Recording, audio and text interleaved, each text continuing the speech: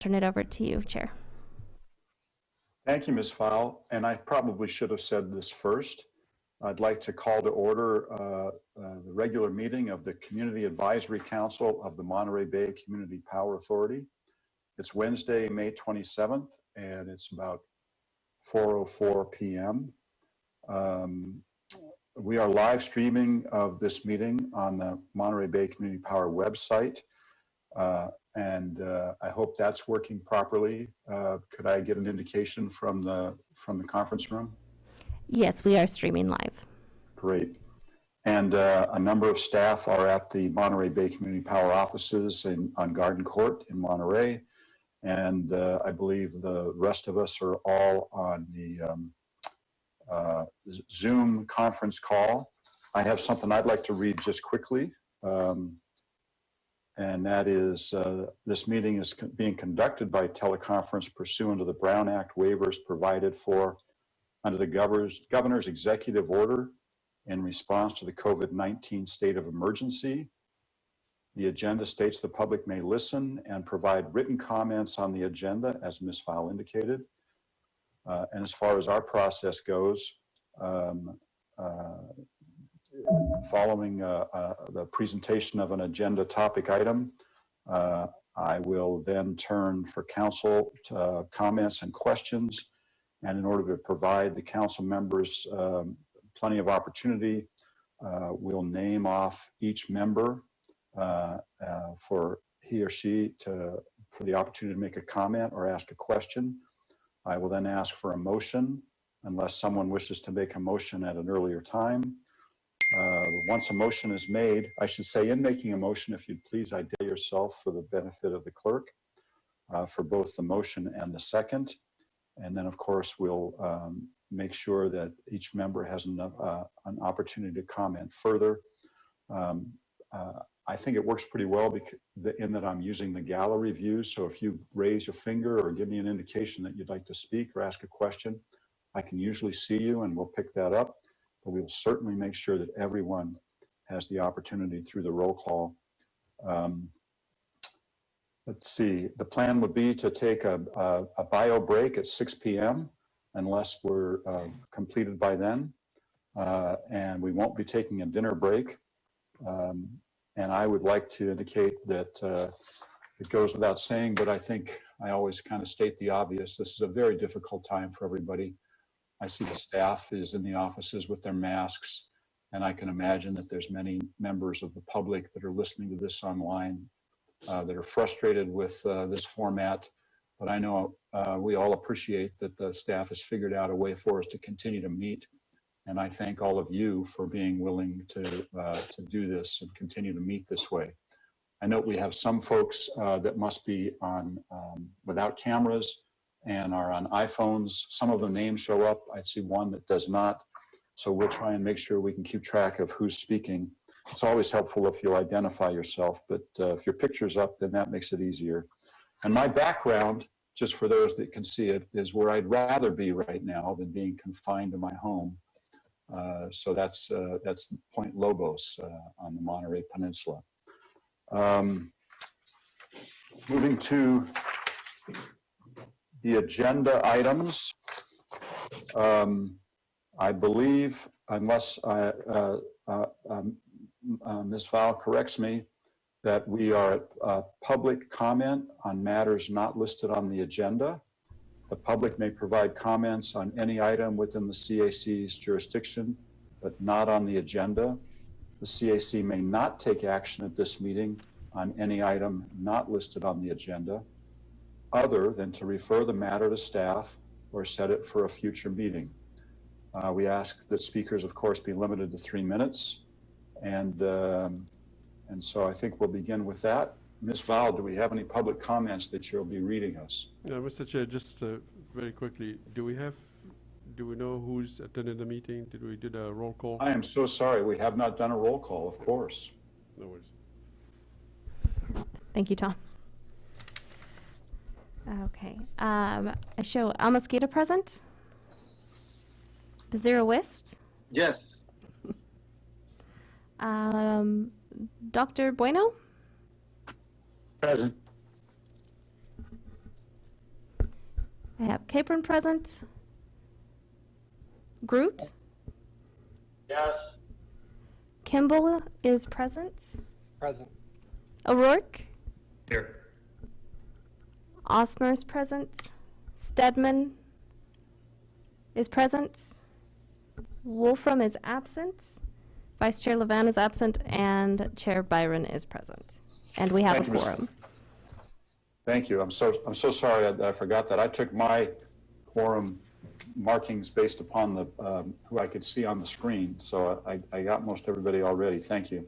And I believe Ms. Wolfram will be joining us a little bit later. And I don't think we're going to see Ms. Levan. And now we'll move to public comment. Ms. Val, do you have any public comments received to read in? Yes, we do. This is Mark Adato, Community Relations Manager, Monterey Bay Community Power. First public comment is from a Brett Garrett, Santa Cruz, California. I'm very concerned that the recent decision regarding nuclear attributes may have been based on incomplete or incorrect information. I support the recent request from Mothers for Peace and the Slow Climate Coalition. Please take steps to ensure the nuclear attributes topic is included on the June 3rd Policy Board agenda with full participation, including opportunity for spoken comment. For transparency, the agenda item title must prominently include the word quote-unquote nuclear instead of the euphemistic and misleading phrase quote greenhouse gas-free attributes. Thank you. Next comment is from David Weissman, ratepayer customer, Morro Bay. Dear Clerk, please read the following aloud and record it into the meeting record for the Community Advisory Council on May 27th, 2020. Dear Community Advisory Council, as an MBCP customer from Morro Bay, I wish to make you aware of the following. My original question presented at the May 22 meeting asked MBCP for specific actions. Customers were invited to, quote, join them in helping to ameliorate the current PCIA situation, as their press materials indicated. This question remains unanswered. During the meeting, Mr. Hibashi's response was that he did not have a quote-unquote ready answer. My contact information was included with my comment, and I have received no written response. Please investigate, as I am still waiting an answer. Secondly, MBCP's decision to accept greenhouse gas-free attributes from PG&E was based on stale economic data which predate changes in anticipated utility loads and demands brought by COVID-19. Other CCA staff at both Peninsula and Sonoma Clean Power analyzed current data and realized the savings have become de minimis and not worth harming their reputation, given that the program as proposed extends for only 1 year, not the 5-year term that Mr. Hibashi had earlier stated in error. Please request the staff to present updated energy cost and consumption data to the board for reconsideration of the decision before any agreement with PG&E is finalized. Sincerely. Next comment. This is from Marty Brown, San Luis Obispo. Dear Monterey Bay Community Power Board, I'm writing because I feel distinct delusionment with the decision to accept energy from nuclear generation and the fact that no public notice was given. First, nuclear generation, from the mining of uranium to the everlasting radioactive waste at the end, makes this far from, quote, clean energy. It is not, quote, carbon-free either. This is not what customers signed on for.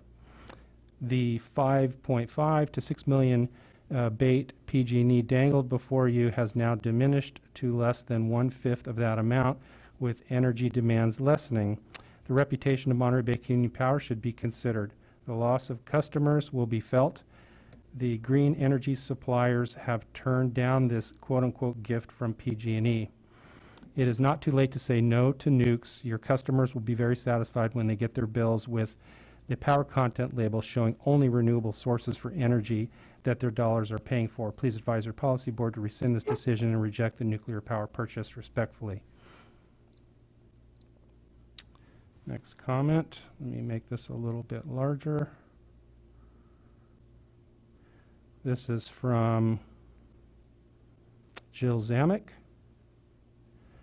I'm a board member of the San Luis Obispo Mothers for Peace. We feel betrayed by the policy board's March 4th decision to purchase nuclear power from PG&E, a move which runs counter to the company's stated declaration. We again ask that a special meeting be held to take meaningful public comment and revisit this decision. Since that March 4th meeting, the economic picture has changed significantly. When Mr. Hibashi initially presented the situation, he projected savings of $5.6 million to $6 million per year for 5 years. At the more recent meetings, he has admitted that the savings now look like $1.5 to $2 million. According to Peninsula Clean Energy, even that estimate is optimistic. It's more likely to be $500,000 per year based on revised load forecast, market prices, and procurement strategy. And the agreement is only for 1 year. Mothers for Peace suggests that MBCP's reputation is not worth this relatively small sum of money. In its 30-page staff report, Peninsula Clean Energy revealed how the savings were calculated. It showed how much power they needed to purchase and the market price. MBCP's 3-page report pales in comparison, lacking the data needed to make sound decisions. The agreement with PG&E has not yet been signed. There's time to re-examine the new economic circumstances with updated and precise numbers and allow the public to voice opinions. Next comment. This is from Fred Fink. The last 2 years, I attended so many city council and board of supervisor meetings in SLO County to encourage the members of those government bodies to do the right thing by joining MBCP because a community choice energy program is local, helps the local economy, and sources responsible energy. I inquired if MBCP had nuclear as part of its plan, and I was told that it did not, and I saw on the website that it actually indicated no nuclear was sourced by MBCP. To think MBCP is now considering adding nuclear to their portfolio is very disturbing and the opposite of the right thing to do. Because of the information given to both the Community Advisory Council and the Policy Board when they unanimously approved this action, this has to be revisited by both groups with the more accurate figures that have come up since those meetings. For instance, both the CAC and the Policy Board members were misinformed about the benefit of buying nuclear, and both groups were told that the benefit would be 5.5, but now the estimate has dropped by 4.5 to 5 million down to maybe 500,000 to $1 million. That is huge discrepancy, and the paltry amount that would be gained is not worth negating MBCP's original mission and our collective community values. You've not signed on the wrong dotted line yet. Please do not do so. Please do the right thing and reject the nuclear power purchase. Next comment. This is from Sherry Lewis, San Luis Obispo. Dear members, I'm very disturbed that MBCP would even consider allowing the resource of nuclear power from Diablo Canyon Nuclear Power Plant to be part of the mix in our community power. I welcomed MBCP because it was going to provide renewable and greenhouse gas-free energy.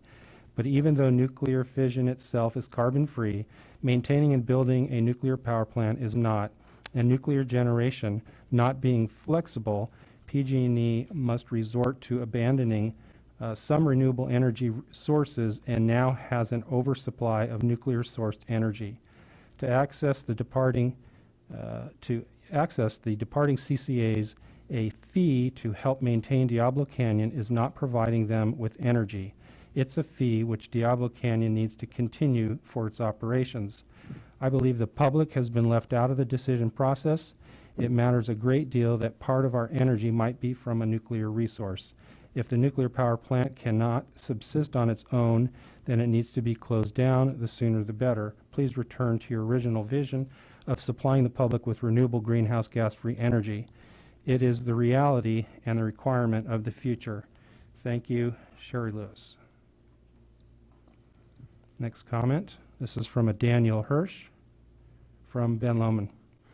I ask that the CAC urge the Policy Board to place on the agenda of its meeting next week consideration of the matter of taking nuclear power allocation. Public support for MBCP is essential, and adding dirty, dangerous, and non-renewable nuclear will severely reduce that support. There is important new information not previously considered that should alter any decision to accept nuclear as part of MBCP. The matter should be heard prior to any acceptance of the allocation or execution of the contract. Let me enlarge this a little bit. This is from Carol Hisu, I believe. I'm a member of San Luis Obispo Mothers for Peace. We are dismayed with the decision by the policy board to add nuclear to your energy mix. We again ask that a special meeting be held to revisit the March 4th decision to allow for meaningful public input.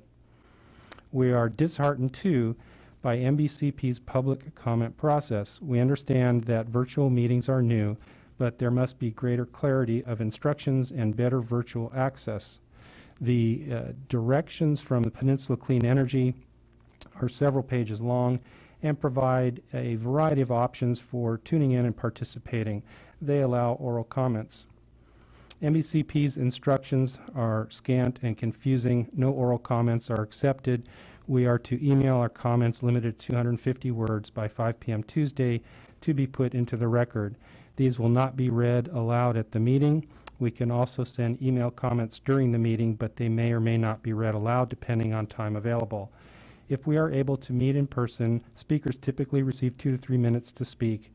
If the public cannot currently attend meetings and cannot give oral comments, all email comments should at least be read into the record. And I'd like to point out that the link does not take me to the live stream. Mothers for Peace urges you to improve your public engagement process and allow members to fully participate in what is supposed to be a locally controlled electricity provider. Sincerely, Carol Hisu.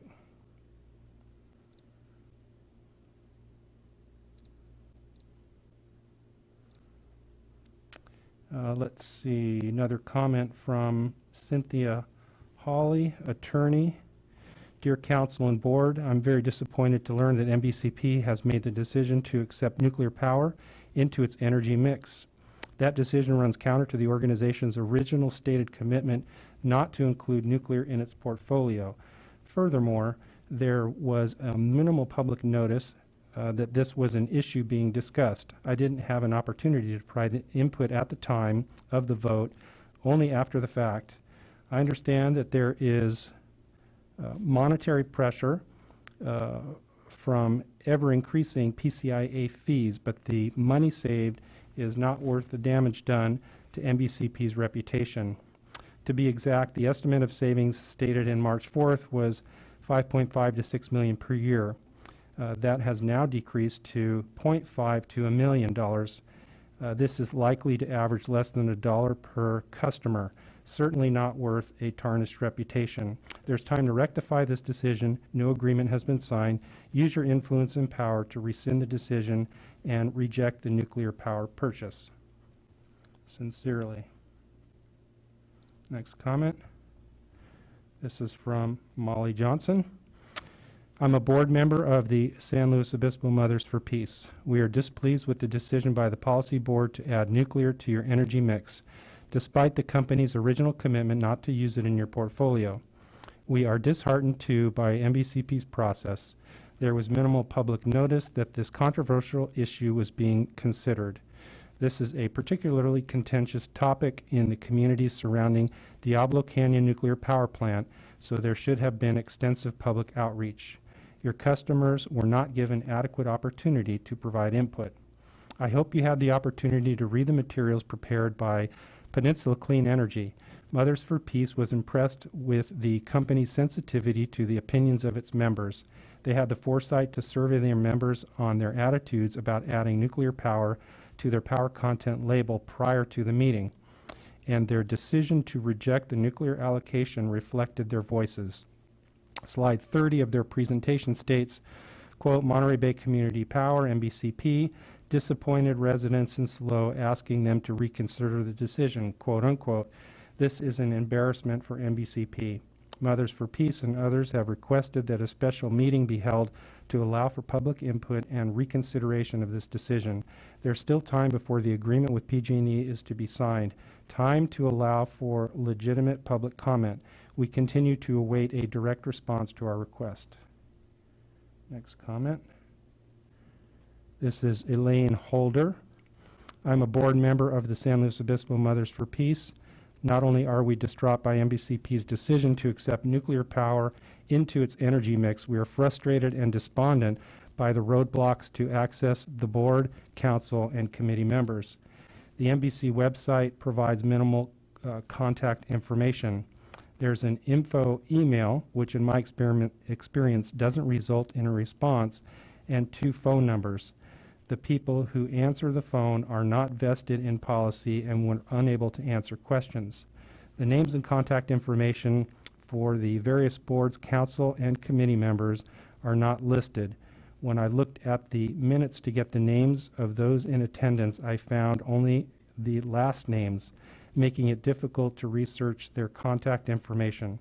It shouldn't be this difficult. It has taken us until yesterday to learn that we can use public comment email to request delivery of our messages. This should be clearly stated on the website. On behalf of Mothers in Peace, I again request the decision made by the Policy Board on March 4th to accept nuclear energy be reconsidered. We ask that a special meeting be held to take public input and to receive updated information. Next comment. Jane Swanson. Let me make this a little larger. Jane Swanson, I am a board member of San Luis Obispo Mothers for Peace. The Policy Board's March 4th decision to purchase nuclear power surprised and appalled us.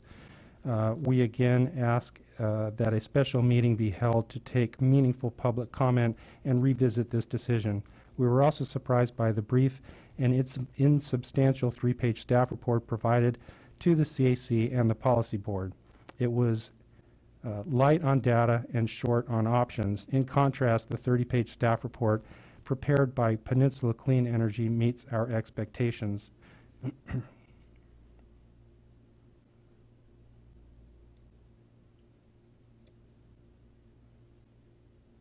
Sorry for the interruption there.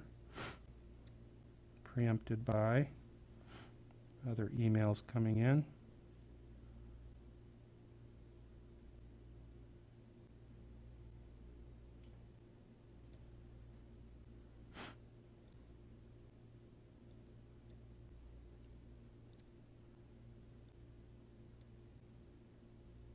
Mm-hmm.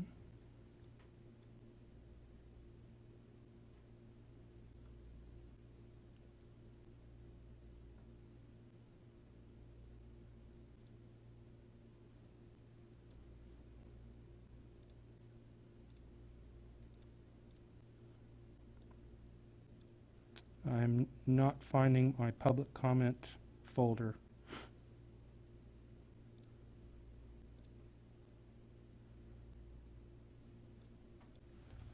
Let's see.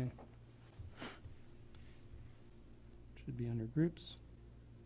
It literally just went away. Staff. Not to worry, Mr. O'Donnell, we're not going anywhere. Okay. Yeah, do you? You stopped at Lucy or Jay Swanson? Mm-hmm, mm-hmm. I can close it and try again. Okay. The comment from Jane Swanson was our last of the public comments.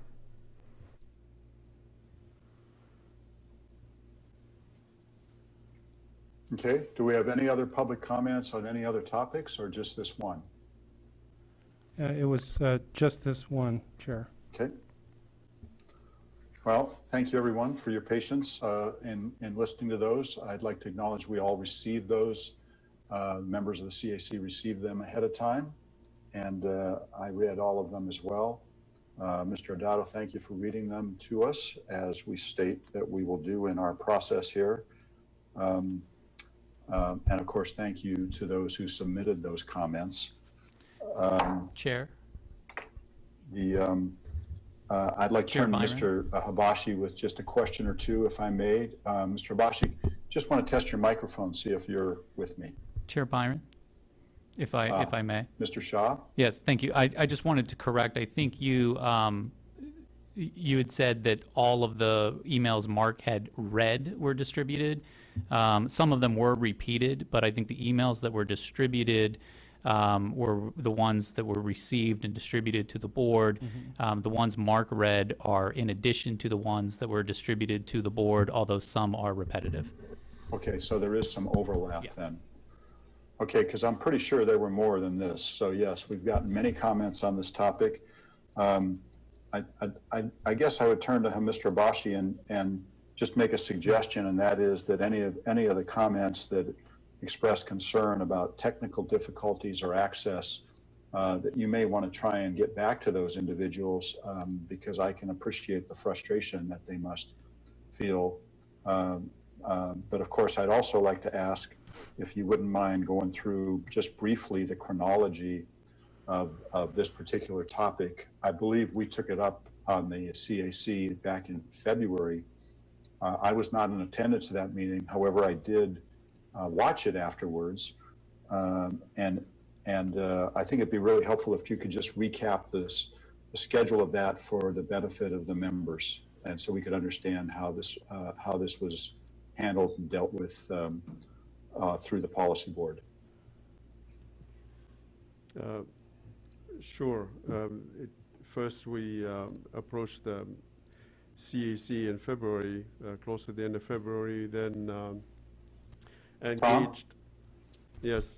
We're not hearing you very well. Is it it must be the face, I'm not asking you to remove it, but maybe it's the face mask. Is anyone else having any problem hearing him? Yes, and Chair Byron, I'd like to ask for a process check here because this is not a listed item on our agenda tonight. That's correct. And I'm just asking Mr. Habashi to refresh us on the schedule that we went through on this particular issue. That's all we're asking at this point. We're not going to be discussing the item. Yep, Mr. Chair, I got to ask why. What's the point of doing this? I think the point of all the requests was that we should hear about this item again. And my only concern is what action in the future that the policy board is going to take on this. There's obviously a lot of interest in this, and it's incumbent upon them or us to respond to this. So, you know, what is the response? I mean, we all know what happened in the past. So, Mr. Osmer, if you would just be patient, let's just make sure we understand where this has been first before we ask the question about where it's going. Okay? Are you not sure where it's been? Because I think it is, you know, as you said, it's a matter of stating the obvious. Is we have been through this before, and we've all looked at the content of the letters, and we're not going to settle the issue of nuclear power right now. So can we do something to address the immediate concerns of these people in terms of getting a voice? So, again, please be patient, Mr. Osmer, and let's just please allow Mr. Habashi to speak. Okay, please let me know if you can hear me. I may have to remove this thing. We're going to try to address this as best as we can and as little time as we possibly can, because again, this is not an item that's on the agenda, and we do have a number of other issues to discuss with you tonight. There are two issues that all these letters have. To begin with, this issue has been voted on by the policy board, and they voted to accept the nuclear allocation, and I have not received any request either from the chair or the members of the policy board to bring this issue back, as have been requested by a number of people that have commented and we've heard from tonight. So this issue is not being agendized for next week's meeting. So let that get this one out of the way. I think a number of issues that the commenters brought up that need to be addressed and responded to, we'll try to do that as quickly as possible. Rob is going to address procedural issues because they brought a couple of them, and I will address substantive issues related to them, both the price of these attributes in the market today, as well as the value of the attributes associated with the nuclear power. So I'm going to ask Rob to step in first, then I'll take it from there. Please go ahead, Mr. Shaw. Thank you, Chair. I just want to identify that under both the CAC meeting and the Policy Board meeting were conducted under the normal Brown Act rules and procedures and not the Executive Order N2920 that's governing this meeting. Under those requirements, we have to publish our notice within 72 hours. We actually exceed that, so instead of 3 days notice, we publish with 5 days notice prior to the items going forward. We also post to our website. We email it directly to everybody that requests a copy and everybody that is signed up for our constant contact list. So that is the process for notice and public participation. And then I'll just note that under the Executive Order N2920 that is governing this meeting, in addition to the written comments that can be submitted up to the day before the meeting to ensure distribution to the members, as well as comments provided during the meeting, which will be read into the record, and all written comments will be part of the record regardless of what time they come in. We are following social distance protocols here at MBCP, and the public is still invited to come in and participate as they ordinarily would, just under the social distancing guidelines. So there's still an opportunity for the public to be engaged, and I did try the web link just now, and it does work. It takes you right to the agenda page where the live link is for the agenda page as well. So I understand that the technology has its limitations, but we are doing the best that we can under the guidance provided by the governor. Let me address then quickly the two basic items that were repeated probably 20 times in the last half an hour. One, that the value of these attributes is no longer, when we shared this issue with you, we said that this is roughly about $5.5 million. Mr. Abbasi, would you mind removing your mask if you don't feel compromised? I really think that may be the difficulty. I appreciate it. That will work just fine.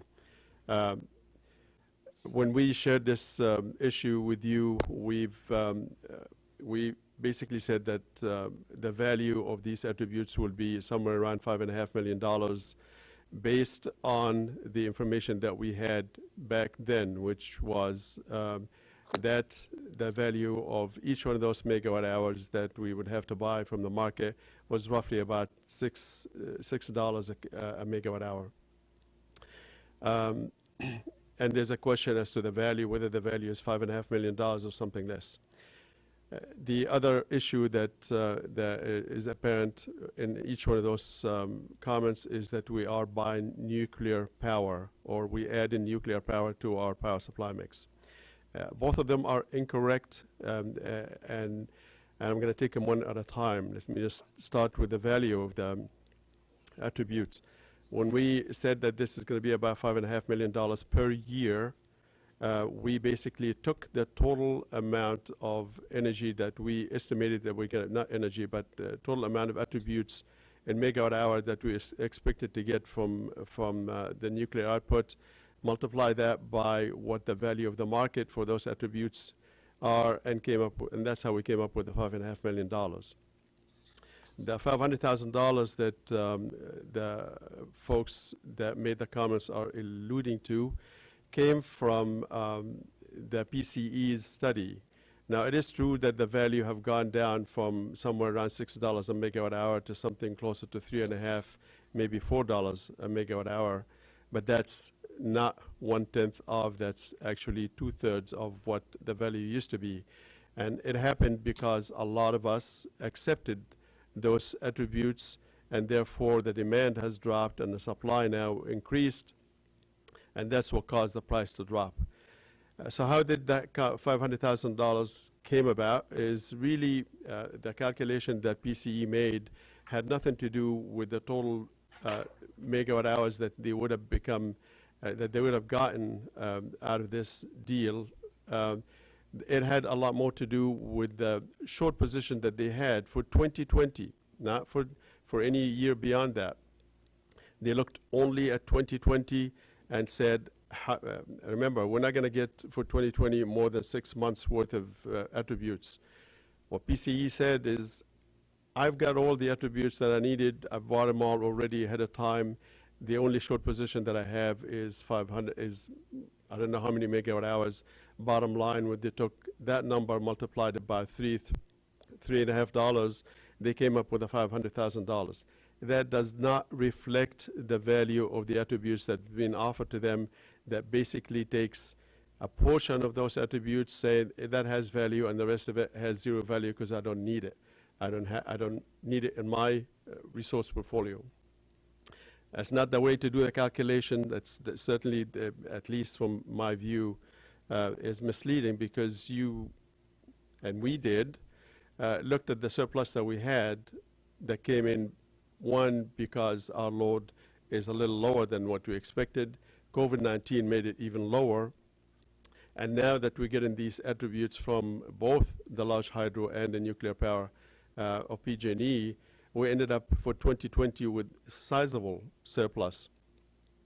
And the first thing that we thought about is, well, we need to offload some of the surplus. And actually, we sold a good portion of it, about half of the surplus that we had. We sold it to PCE, who bought it about a month ago, somewhere between the first time to decide not to take this allocation and the second time when they decided not to take it. So they already closed some of their open position using attributes that they bought from us. And these attributes are large hydro attributes that were surplus to our needs. So basically, it's just the way they went about calculating that value of these attributes is incorrect. It is more likely for 2020, and because we only have 6 months left, that value goes down to roughly about $1.5 million.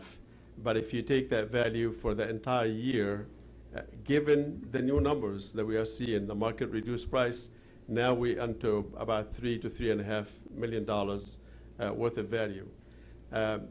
Never mind the fact that we actually, when we brought that decision to the policy board, we did not stipulate or mention a dollar figure by which if the dollar figure or the value is below this dollar figure, we're not going to take it. But if it's above this dollar figure, we'll take it. That did not happen.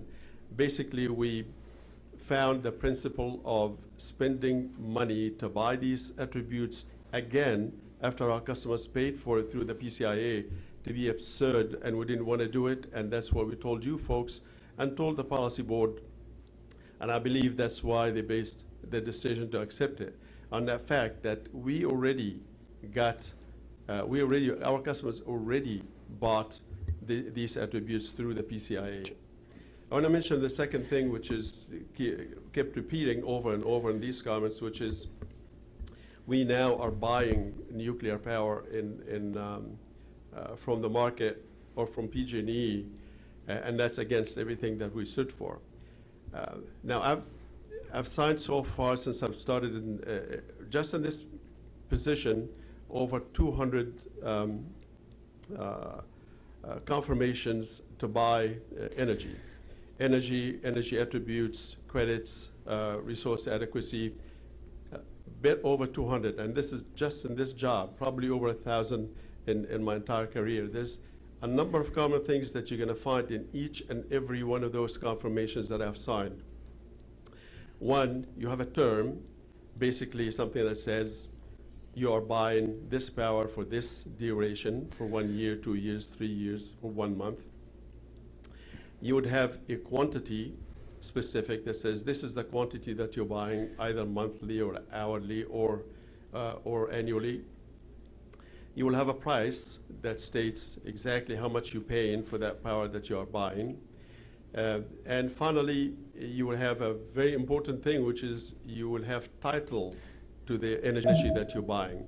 Once you bought it, you are free to do with it what you need, whether you sell it to retail customers, you sell it to wholesale customers, you don't sell it at all, it's up to you. You have title to it.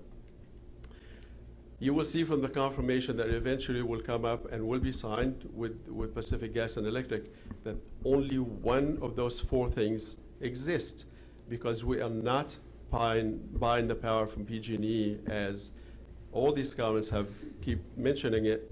We only buying the right to report to governmental agency the credits that comes from these resources. The only Mr. thing that- Habashi, sorry to interrupt, and Chair Byron. Please go ahead. We're pushing the limits of brief response. So if we can just finish the point and move on from this item. Yeah, thank you, Mr. Shaw. I didn't want to cut off Mr. Habashi, but Mr. Habashi, this is far more information than I was looking for in my question. All right, so just the point is, this is not power that we are buying. We are taking credit for the attributes, and we will be able to report it. And we're not going to get title of it. We don't know how much it will be, and we certainly are not paying anything for it. And that's all I have to say about it. Okay. Thank you, Mr. Habashi. Mr. Shaw, did you want to say anything more about the limitations with regard to public comments on matters not listed on the agenda, or may I close discussion on this topic? I think we've gone way too far. Well, I would not characterize it as a discussion. I think you've asked for and received a brief response, and I think that's the limit of what we can do on an item that is not listed on the agenda. Okay. Thank you, and thank you for the summary and the answer to my question, Mr. Habashi, and thank everybody for the patience on this one. Obviously, there's a lot of public interest on this, but we have followed our process, and the policy board has made a decision on this. However, Mr. Osmer did raise a question earlier, and it is certainly worthy of him asking the question, is there something more that we could do on this with regard to the agenda? Mr. Osmer, I don't want to put words in your mouth. What's your question? Well, I just wanted to be sure with Mr. Shaw that our time isn't up for an item not on the agenda.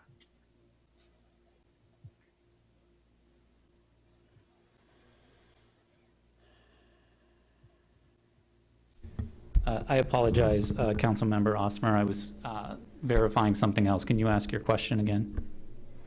Yes, so is our time up in terms of discussing this item as far as something not being on the agenda? We should not. Or do you think that the council is actually free to contribute to the conversation?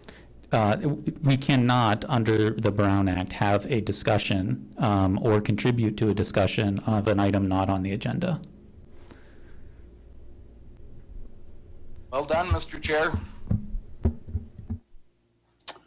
All right, thank you, everyone. Moving on to the next item listed, corrections and additions. Turn to Ms. Val. Is there any corrections or additions to the